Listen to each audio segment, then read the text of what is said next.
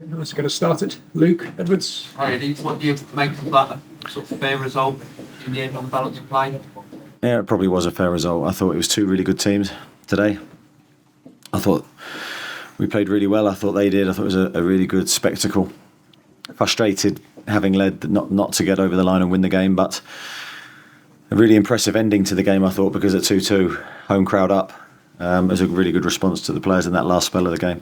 They actually looked exhausted in the second half, some of them, I thought. I don't know whether you agreed with that. Is that a sign that the schedule's beginning to catch up you a little bit as well as the injuries and suspension? Well, I thought both teams did. I thought that was one of our best spells of the game, really, was the late stage. So I've got to give my players credit, because the game on Wednesday, a tough mental week for us with the Sandro situation, injuries to key players. So I thought it was a really good response today. And yeah, I thought we looked the stronger team in the last part. So I don't necessarily think the schedule's caught up with us. I just think maybe the injuries and the difficult situation I was faced with making changes to the pitch today was a tough one. You didn't know how you were going to cope with Champions League midweek and then coming away from home. You have avoided defeat, so you were glass half full or half empty? Yeah, definitely half full today. Definitely. I think we have to be really positive after today's performance, the effort given from the players. I mean, no one can look at that team and go, we weren't committed, we weren't brave, we didn't give everything to try and win the game. So I'm very proud of the players. Jordan Cronin. You mentioned the changes there. What was the thinking sort of behind when you won something like in last year? Well, the balance of the bench, really. I was left with a lot of defenders, and I have to be careful when making changes for the sake of it. That I think I've got to make changes that I think affect us positively, and that's no criticism of the players that I have available on the bench. But that game would have been a very difficult game to come on into with the conditions. 15, 20 minutes. You really want to be changing attacking players and trying to go for 3 points, but obviously they weren't there for us. You mentioned injuries there. Could you do without the game in midweek? Or was that perhaps a game too far for the schedule? I'm reluctant to say that I'm not looking forward to the game, and the game's not a good one for us. We're in a cup competition. We want to try and progress. So, no, I won't say that. I think we've got to be very careful with the team selection. We've got to try and get that right, because we're very, very thin on the ground in certain areas. Lee Ryder and then Dominic. Lee. Eddie, you just got to learn to live with these packed schedules, because all the top teams have done it in the past, and it's just something that you've got to get used to as a club. Yeah, certainly something we've got to get used to this season. And this is what we want on a regular basis. This is the pinnacle. So we're not moaning about it. I think the only disappointment for me is the fact we've got a lot of injuries to attacking players, and it's limited my options to, as I say today, change in running or freshen the players up who may be fatigued. But every player wants to play football, so a lot of the lads will get a lot of football in the next few weeks. How important is it to keep a few bodies fresh for that trip to Old Trafford? Yeah, I mean, there'll be some players in the squad, no doubt, are desperate to play, and we're really keen to see them play. So, yeah, I'm not sure at this moment in time I needed to get this game out the way I didn't have a set sort of plan to attack this week with. It was a case of react to today's game, and then we'll sit down and see who's fresh, who's fit, and who can go to Manchester United and do a good job. Both keepers had work to do in those conditions. You probably didn't envy them where you were sitting up on there. Yeah, it was. I think it's probably very, very wet for a goalkeeper. It's probably not ideal conditions for them. They'd probably like a little bit of moisture, but not too much. But I thought both goalkeepers are top-level players. They'll be the difference makers at times. Nick has been for us, and he was against Dortmund. So fair play to both of them. Dominic and then George. Dominic. 2 penalty shouts for either side at the end of the first half. You got yours. What were your thoughts on both of them?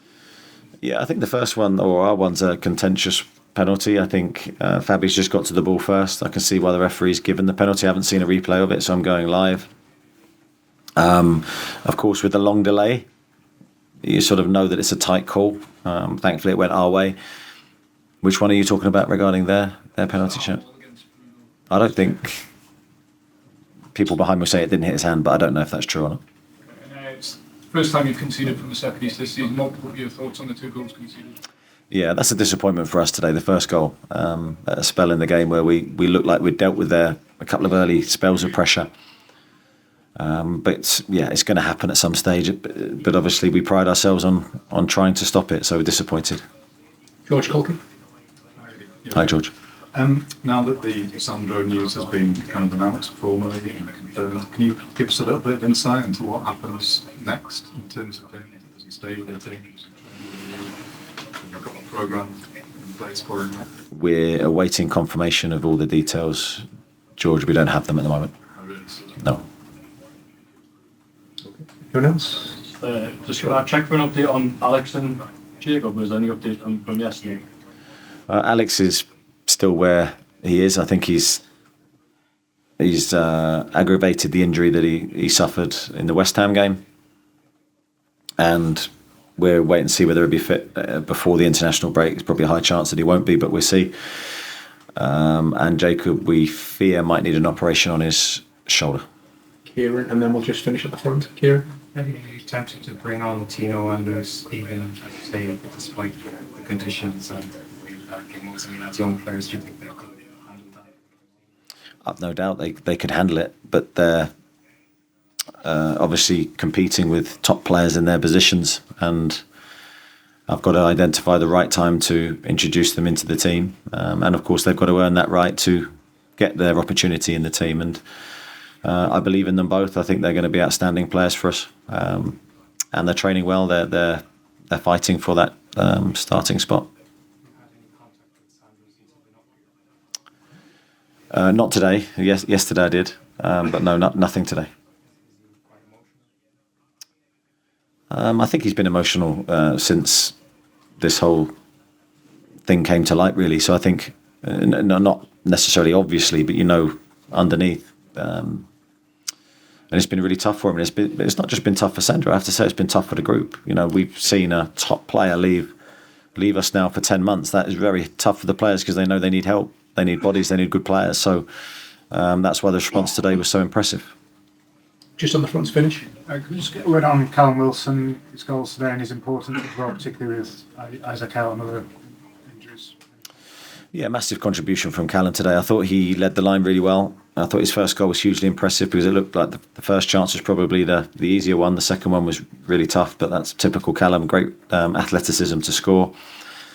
Took his penalty really well. Probably frustrated now that he didn't get the match ball with the one towards the end of the game. But priceless goals for us. Okay, thanks everybody. Thank you. Cheers.